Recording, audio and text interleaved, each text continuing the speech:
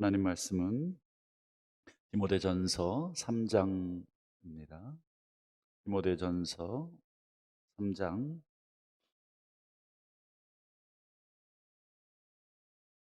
2절부터 7절까지 보겠습니다. 디모데전서 신약성경 338페이지쯤 되겠습니다. 디모데전서 3장 2절에서 7절까지만 봉독합니다. 우리 2절. 그러므로 감독은 책망할 것이 없으며 한 아내의 남편이 되며 절제하며 신중하며 단정하며 나그네를 대접하며 가르치기를 잘하며 술을 즐기지 아니하며 구타하지 아니하며 오직 관용하며 다투지 아니하며 돈을 사랑하지 아니하며 자기 집을 잘 다스려 자녀들로 모든 공손함으로 복종하게 하는 자라야 할지며 사람이 자기 집을 다스릴 줄 알지 못하면 어찌 하나님의 교회를 돌보리요.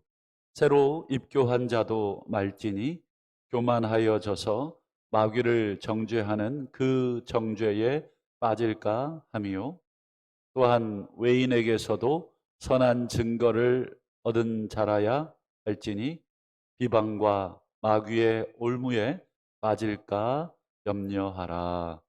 아멘. 할렐루야. 오늘도 또 새벽 잠을 깨우시고 또 이곳에 올라와 또 기도하시는 우리 모두에게 하나님께서 응답하시고 함께 하시는 축복이 가득하시기를 먼저 축원합니다. 오늘 함께 보신 본문을 중심으로 이제 네 번째, 지도자는 어떤 자질을 갖추어야 하는가? 지도자는 어떤 자질을 갖추어야 하는가? 어제는 이제 1절을 중심으로 우리가 감독이 어떤 사람인가, 그리고 어떤 일을 해야 하는가 우리 살폈다면, 오늘은 자질에 대한 부분, 어떤 부분을 한번 생각을 오늘과 내일 이틀에 걸쳐서 함께 생각함으로 일꾼 선거를 위한 특별 새벽 기도회를 마무리하려고 합니다. 먼저 2절을 보시면 그러므로 감독은 책망할 것이 없어야 한다 이렇게 되어 있습니다. 여기 우리말 번역에는 좀 밋밋하게 되어 있습니다만 원문에는 원래 여기에 뭐가 있냐면 마땅히라는 그 강조의 단어가 있습니다. 감독 즉 지도자는 마땅히 책망할 것이 없어야 한다. 이 책망할 것이 없다는 말을 우리가 너무 뭐 강박적으로 생각할 필요는 없습니다. 흠이 하나도 없다든지, 뭐 완전한 의인이어야 한다든지, 뭐 이렇게 강박적으로 생각할 건 없고, 최소한 어떤 기준에 있어서 책망하고 흠이 될 만하고 이 정도는 안 돼야 된다 하는 최소한의 기준을 제시를 하고 있습니다. 그래서 이제 바울 사도께서 몇 가지를 쭉 얘기하는데, 첫 번째가 뭐냐면 한 아내의 남편이 돼야 된다. 한 아내의 남편.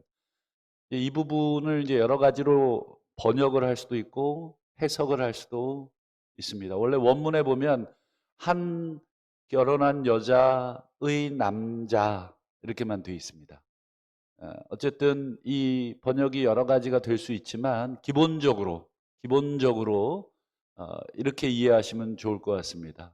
일단은 그 당시에는 이제 일부 다처제가 어느 정도 또 허용이 되던 시절이지만, 일단은 아내나 남편이 딱 한 명, 현재 같이 사는 사람이 한 명이어야 한다 하는 그런 의미 정도로 이해하시면 될 것 같고, 특별히 가장 먼저 언급하고 있다는 점에서 여러분 한 아내의 남편, 남자라고 할 때 이것은 가정에 대한 문제입니다. 사도 바울이 마땅히 책망할 것이 없어야 한다는 그 기준의 첫 번째가 무엇입니까? 그죠? 가정에 대한 것을 먼저 봐라. 이 가정에 대한 것을 얼마나 중요시 여기냐면 4절과 5절에 또 이야기하십니다. 두 번에 걸쳐서 가정을 먼저 봐라. 그 사람의 가정 생활이 어떠냐. 그래서 이번에 우리가 일꾼 선출의 여러 가지 중에 가족 동의서가 들어가야 합니다. 여러분 그런 경우 있습니다. 교회에서는 깜짝같이 속을 때가 있습니다. 그 사람의 가정 생활에 대해서 우리가 가정을 들여다볼 수가 없죠. 그래서 우리 아내나 남편이나 자녀들이 그 부모로 인해서 가슴앓이를 하고 있는데 그런 상황에서 그 부모 중에 한 분이 교회의 지도자가 된다면 여러분 자녀의 마음이 어떻겠습니까? 굉장히 힘든 것입니다. 집에서는 전혀 그렇지 않은데 교회에서는 인정을 받고 더 나아가서 지도자까지 됐다. 이런 경우가 있을 수가 있습니다. 그런 면에서 가족이 동의해 주는 것이 필요합니다. 모르겠어요. 그것도 막 윽박질러 가지고 서명을 받아올지는 그것까지는 우리가 통제할 수 없지만 최소한 가족이 그래요. 우리 아버지는 우리 어머니는 충분합니다라는 기쁨의 동의가 필요합니다. 물론 그것을 받았다고 그분의 가정을 다 들여다볼 수는 없겠지만 최소한의 장치라고 생각을 합니다. 어쨌든 첫 번째가 가정에 대한 한 아내의 남자여야 한다. 뒤집어서 얘기하는 것도 똑같습니다. 한 남편의 여자여야 합니다. 두 번째, 절제하며 이렇게 돼 있죠. 이 절제하다는 이 단어가 이 통제한다 이런 뜻이 있습니다. 성령의 여러분 9개의 열매 중에 하나가 무엇입니까? 절제가 들어가 있습니다. 사랑, 희락, 화평, 자비, 양선, 온유 중에 절제 이 단어가 들어가 있습니다. 특별히 여러분 이 당시 특별히 에베소 이 지역은 헬라 문화로 인한 그리고 큰 여신 아데미를 섬기고 있는 그런 도시인데 전부 다 이 술 문화, 이 신전에서 예배드리고 이 술을 마시고 하는 문화. 술을 이 당시에는 이제 토질이 좋지 않기 때문에 포도를 발효해서 음료를 대용으로 마시기도 합니다. 예수님 시대의 이 팔레스틴 지역도 마찬가지이지만 어쨌든 이런 술이 일상적인 우리의 음료 대용으로 사용이 되다 보면 이것도 알코올이 들어있기에 여러분 알코올 마셔 보셨는지 모르겠습니다만 결국은 그 알코올 기운이 우리의 이성을 마비를 시키게 됩니다. 그래서 이 절제하다 하는 이 단어를 그 사전을 찾아보면 술의 절제력을 보이다라는 의미도 있습니다. 특별히 그 당시에 주류 문화였던 이 술에 대한 절제력을 가지고 있어야 한다. 우리 기독교 문화 중에 하나가 금연 문화였던 거. 여러분, 술 마시고 담배 핀다고 지옥 가는 거 아닙니다만, 왜 그런 운동이 기독교의 상징이 됐는가라고 했을 때, 여러분, 초기 한국 선교 역사를 보면 잘 드러나 있죠. 우리 농경 사회이기 때문에 우리 고된 일을 하고, 우리 이제 술, 막걸리 이런 거를 많이 마시죠. 근데 이제 선교사님들이 이렇게 보니까 이게 문제가 되는 겁니다. 이 교회에 오면 술이 깬 상태에서 멀쩡한 상태에서는 정말 사람이 괜찮은데 왜 술만 들어가면 이성을 잃고 통제력을 잃고 정말 엉망이 되는 분들이 있죠. 그러니 가만 보니까 이 술이 들어가고 막 이런데 막 집에서 막 자기도 모르는 통제되지 않는 그런 본성들이 나오고 그러니까 엉망인 거예요. 그리고 또 주일날은 또 성경 끼고 교회 오고. 그러니까 마을 사람들이 봤을 때 혀를 찰 수밖에 없었고 그거에 대해서 선교사들이 안 되겠다. 우리가 이건 덕이 되지 않는다. 주변에 전도를 하려다 보니까 이 교회 다니는 사람이나 교회 다니지 않는 사람이나 술만 먹으면 정신을 못 차리고 통제력을 잃고 막 망나니와 같은 그런 모습들을 보여 선교사님들이 그때부터 금면 운동을 시작했지 않습니까? 그런 면에서 이 절제하다라고 하는 이 단어 역시 이 에베소 교회의 이 그 당시의 술 문화에 대해서 이 우리 한국 문화와 똑같은 상황이 벌어진 것이고 사도 바울이 절제해라라고 하는 그런 조항을 집어넣은 것으로 보입니다. 세 번째는 신중하다, 신중하며 이것도 절제하는 것과 비슷한 개념인데 자기의 욕망이나 충동을 억제할 수 있는 그 힘이 있는가. 이것이 또 중요한 것입니다. 그리고 네 번째로 단정하며 이 단정하다라고 하는 이 표현에는 질서 있고 균형이 잡혀 있는 인품인가, 존경할 만한 인품인가라고 하는 의미로 이해하시면 되겠습니다. 그리고 다섯 번째로 나그네를 대접하며 나그네를 대접하는 것은 당연한 유대 문화입니다. 그렇기 때문에 이것을 바꾸어 얘기하면 환대적인가라고 번역을 할 수도 있겠습니다. 다른 외부인이나 타인에 대해서 우호적이고 환대적인가. 반대로 적대적이고 경계하는 성품이 있죠. 이렇게 막 다른 사람을 이렇게 약간 멀리하거나 또는 이렇게 집에 오는 것에 대해서도 되게 꺼려하고 이런 분들이 있어요. 여러분 지도자의 성품 중에 하나는 그런 경계하고 그다음에 대적하는 그런 성품이 아니라 우호적이며 환대하며 환영하는 부분들이 있어야 합니다. 그 다음에 여섯 번째로는 가르치기를 잘하며 이 부분은 아마 목사, 장로인 저와 같은 목회자를 염두에 둔 가르침을 잘하며 라는 것이 될 것입니다. 아마 목사인, 목사 장로 또 치리 장로 이렇게 구분이 되어 있지 않습니까? 아마 앞에서 설교도 하고 또 성경을 가르쳐야 하는 위치에 있는 그런 저와 같은 장로들에게 필요한 것 중에 하나가 가르치는 것.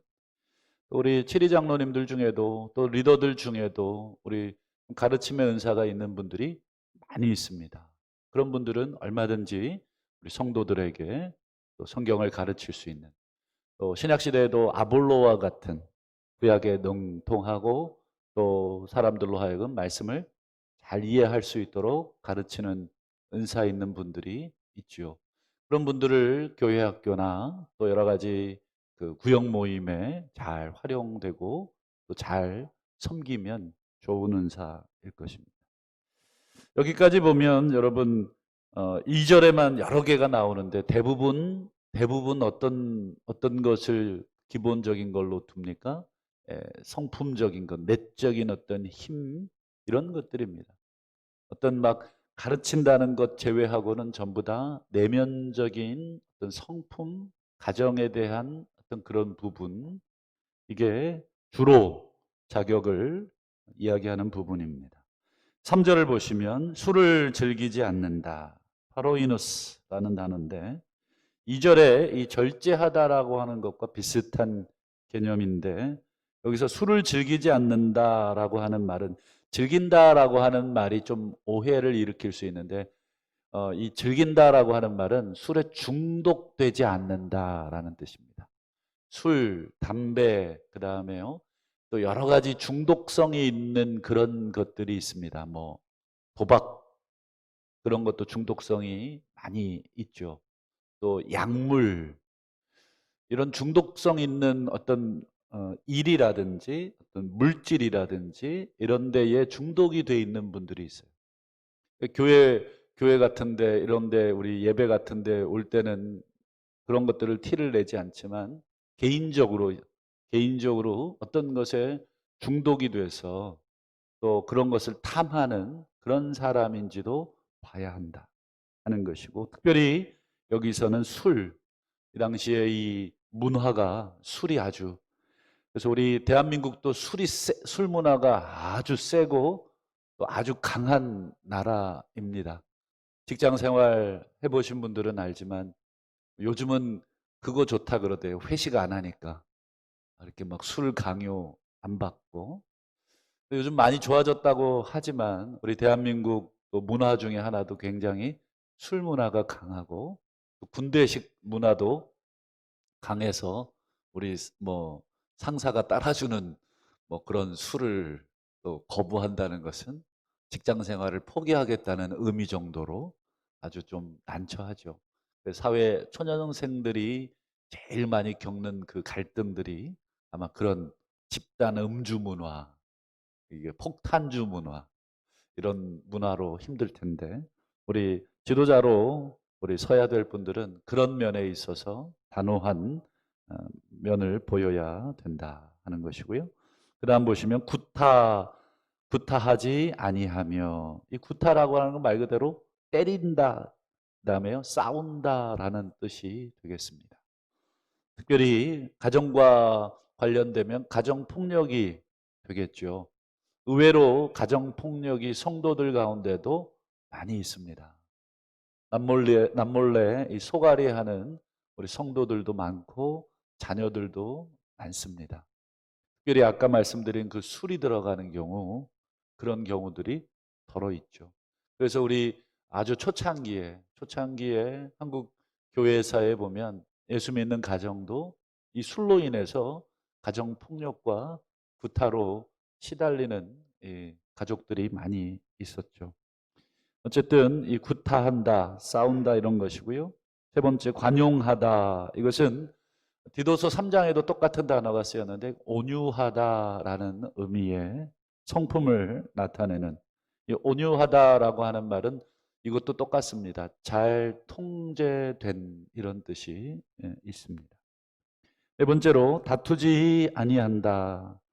이것은 이제 위에 구타한다는 것은 일방적인 폭력이라면, 다툰다는 것은 상호간의 분쟁이나 언쟁이나 싸움이 될 것입니다. 특별히 우리 지도자로 세움을 입을 자들은 우리 성도들과 싸워서는 안 되겠습니다. 의견을 서로 이야기하고 서로 뭐 충분히 토론을 할 수는 있습니다만 싸워서는 안 될 것 같고, 또 여러 가지 상황상 싸움이 될 만하면 자리를 피하시거나 거기에서 멈추시는 것이 지혜로운 것인 줄 압니다. 한번 우리가 싸움을 하게 되면 아무리 이해를 한다고 해도 그 후유증이 남게 될 것입니다. 그러면 그것이 지도자에게는 큰 어려움으로 닥치게 되는 것이죠.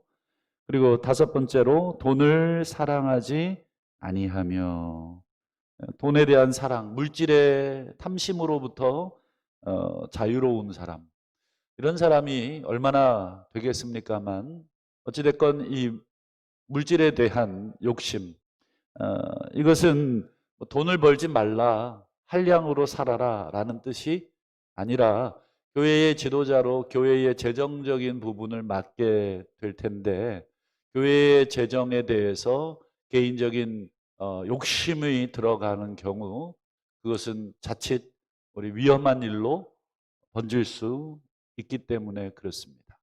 제가 아는 한 목사님은 평생을 믿었던 그 집사님으로부터 큰 돈의 재정 횡령을 당하는 경험이 있으셨습니다. 그로 인해서 몇 달을 식음을 전폐했습니다.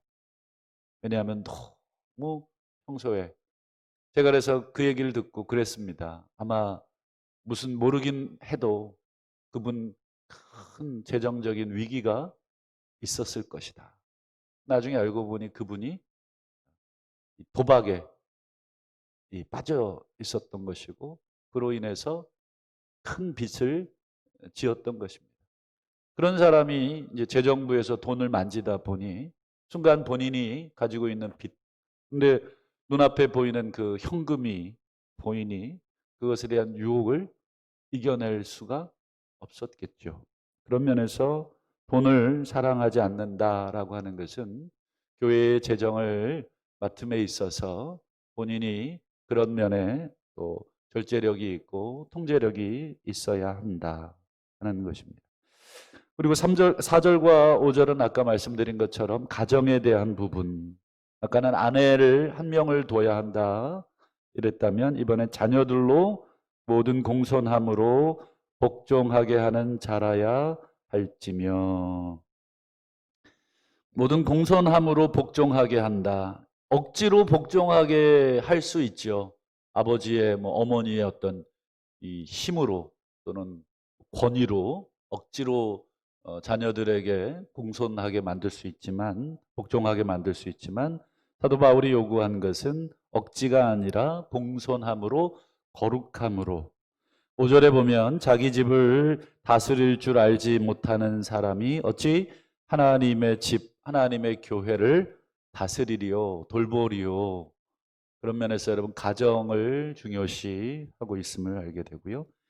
또 6절에 보시면 새로 입교한 자, 새로 입교했다, 이제 처음으로 신앙을 갖게 되거나 또 그 공동체에 들어온 지 얼마 되지 않은 어떤 타 지역에서 온 크리스찬들이라든지 이런 분들에게는 교회의 지도적 위치를 가급적이면 맡기지 않는 것이 좋겠다. 어느 정도 시간을 두고 검증을 할 필요가 있다. 이유는 교만하여져서 이것입니다. 교만이라는 것이 가장 중요한 핵심적인 내용입니다. 자칫 그 사람이 교만해지면, 우리도 왜 교만해질 위험이 많이 있지 않겠습니까? 신앙생활 얼마 되지 않았거나 아니면 다른 여러 가지 요인들로 인해서 우리가 일꾼이 되었다 했을 때 나름 다른 사람과 나 자신을 또 비교하면서 교만에 빠질 위험이 있습니다. 그런 면에서 우리 교만해질 위험 때문에 이런 규정들을 두었습니다. 새로 입교한 자만 그럼 그렇게 교만해질 수 있느냐? 그렇지 않겠죠. 오래된 교인이라 할지라도 교만한 사람은 안 된다 하는 것입니다.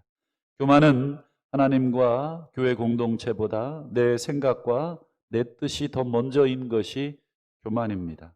이 사단 마귀가 가장 교만했을 때 그 이유가 무엇이냐면 하나님보다 자기가 먼저였던 가장 대표적인 존재가 사탄이었기 때문에 그렇습니다.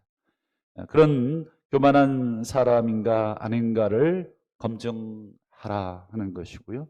마지막 7절에 외인에게서도 선한 증거를 얻은 자라야 할지니, 지난 시간에도 한번 말씀드린 것 같은데 여러분 내부적인 것들이 검증이 됐다면 이제 마지막 절차로 외인에게서도 선한 증거를 얻은 자.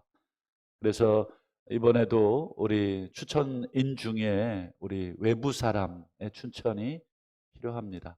마음 같아서는 우리 교인들 외에 이웃이나 직장 동료의 추천, 본인이 또 추천해 달라 그러면 또 얼굴 때문에 추천을 하겠죠. 그래서 사실은 엄밀한 의미에서 말하면 교회에서 섬기고 있는 직장이나 동네 이웃에게 추천을 받는 것이 맞지만, 어쨌든 7절에 보면 외인에게서도 선한 증거를 받아야 한다.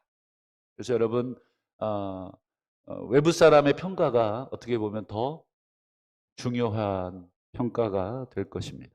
안에서야 우리가 다 그렇게 보일 수 있지만 밖에서는 또 다르게 보일 수가 있습니다. 그런 면에서 외부의 증거. 그렇지 않으면 비방과 마귀의 올무에 빠질까 염려하기 때문입니다. 여러분, 만일 우리가 믿거니 하고 세운 지도자가 우리 주변의 동네 사람들 아니면 직장 사람들 보기에 형편없는 사람이라면 어떻게 감당하시겠습니까? 나중에 알고 보니 우리 부장이 모 교회의 장로더라. 헐, 이렇게 될 수가 있는 겁니다. 당신이 장로였어요? 이렇게. 당신이 그 교회 안수집사라며요. 이것만큼 참 황당한 일이 없겠죠. 그냥 아예 처음부터 잘 밝히십시오. 저는 교인이고 저는 어드교회 안수집사요 장로입니다. 이렇게 밝히시고 거기에 맞는 우리 모습들을 보이는 것이 안전하겠죠. 그런 면에서 여러분 마지막 우리가 세운 그 일꾼이 선한 증거를 얻지 못한다면 비방을 받게 될 것이고 마귀의 올무, 마귀의 먹잇감이 될 것입니다.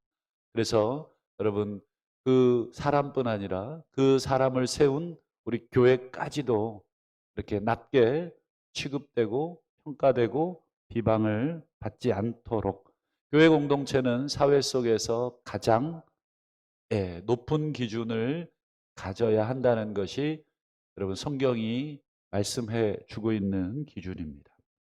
이상 몇 가지로 자질을 우리가 함께 살폈습니다. 모쪼록 우리 공동체에 이렇게 100% 완전한 일꾼이 세워지기는 어렵겠습니다만 최소한 책망할 것이 없는 어떤 일정한 기준 그 이상은 돼야 하는 분들이 세워지기를 소망하고 나아가서도 우리 성도님들도 이런 기준 계속 말씀드리지만 나랑 친하냐 친하지 않느냐라는 기준으로 여러분 평가하지 마시고 이럴 때는 여러분 객관적이 되셔야 합니다.